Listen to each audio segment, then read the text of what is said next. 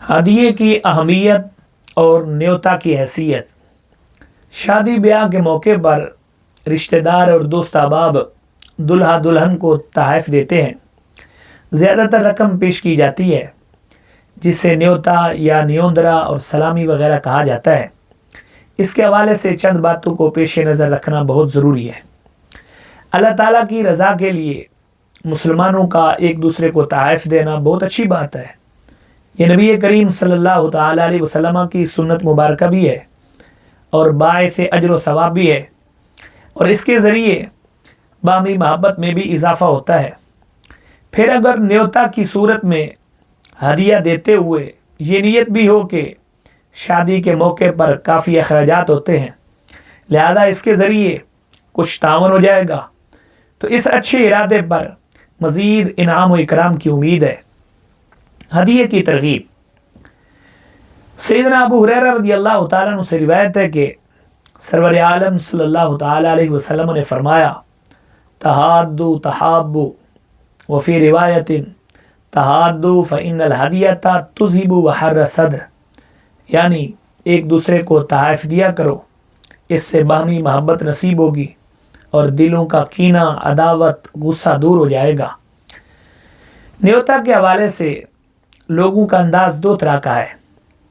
بعض اوقات نیوتا اظہار محبت اور تعلق داری کے لیے دیا جاتا ہے۔ دینے والوں کو یہ چاہت نہیں ہوتی کہ ہمیں اس کے بدلے میں تحفہ ملے گا، یا ہمارے ہاں شادی وغیرہ کے موقع پر نیوندرا یہ لوٹایا جائے گا۔ یہ ہدیہ ہے اور باعث برکت ہے۔ اللہ تعالیٰ کی رضا کے لیے ایسا کیا جائے تو بے پناہ اجر و ثواب کی امید ہے۔ اس صورت میں نیوتا لینے والے شخص پر دینے والے کو جوابی تحفہ پیش کرنا یا اس کی شادی وغیرہ پر اسے نیوتا واپس کرنا ضروری نہیں۔ نمبر 2، زیادہ تر ایسا ہوتا ہے کہ نیوتا لینے والے اور دینے والے حساب کتاب رکھتے ہیں۔ جتنی رقم کسی نے دی ہو اس کے ہاں شادی وغیرہ پر اتنی یا اس سے کچھ زیادہ رقم بطور نیوتا اس کو دیتے ہیں، یہاں تک کہ اگر نیوتا لینے والا شخص دینے والے کو اس کی شادی پر تحفہ نہ دے تو اسے طعن و تشنیع کا نشانہ بنایا جاتا ہے اور اس سے نیوتا دینے کا مطالبہ بھی کرتے ہیں۔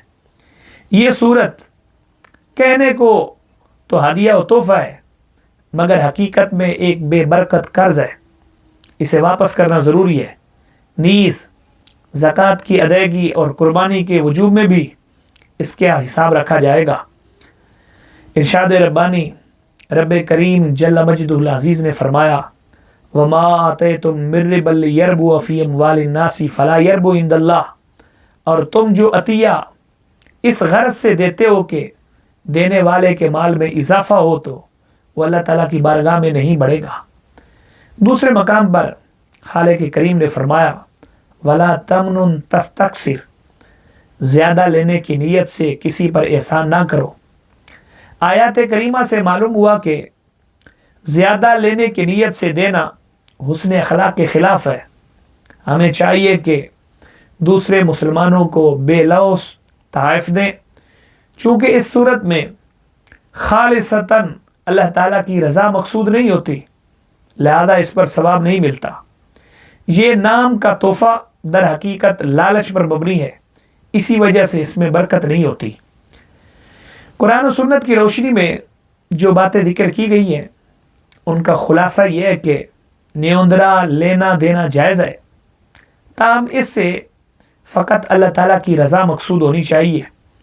ایسی صورت میں اجر و ثواب کے ساتھ ساتھ برکت کی بھی امید ہے، اور انشاءاللہ تعالی باہمی محبت و مودت میں بھی اضافہ ہوگا۔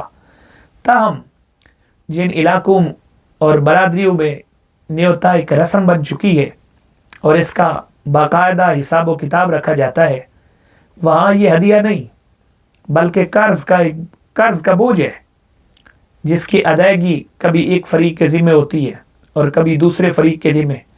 بہت مرتبہ یہ انداز لڑائی جھگڑے کا سبب بھی بن جاتا ہے۔ اس انداز رسم کو حتی الامکان ختم کرنے کی کوشش کرنی چاہیے۔ ایک الجھن کا حل۔ ذہن میں ایک سوال پیدا ہو سکتا ہے کہ مثال کے طور پر میری یا میرے کسی عزیز کی شادی ہو، اب اگر احباب سے نیوتا وصول نہ کریں تو وہ ناراض ہوں گے اور سمجھیں گے کہ تکبر کی وجہ سے تحفے قبول نہیں کیے جا رہے، اور قبول کر لیں تو عرف و رواج کی وجہ سے وہ قرض کے درجے میں ہوگا، اور میں قرض کا بوجھ نہیں اٹھانا چاہتا۔ چنانچہ ایسی صورت میں کیا کرنا چاہیے؟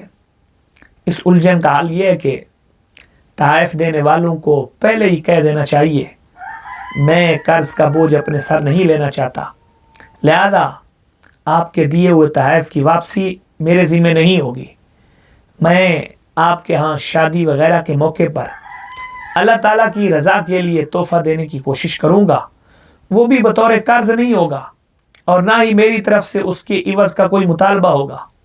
یہ وضاحت کر دینے پر وصول ہونے والا نیوتا قرض نہیں رہے گا۔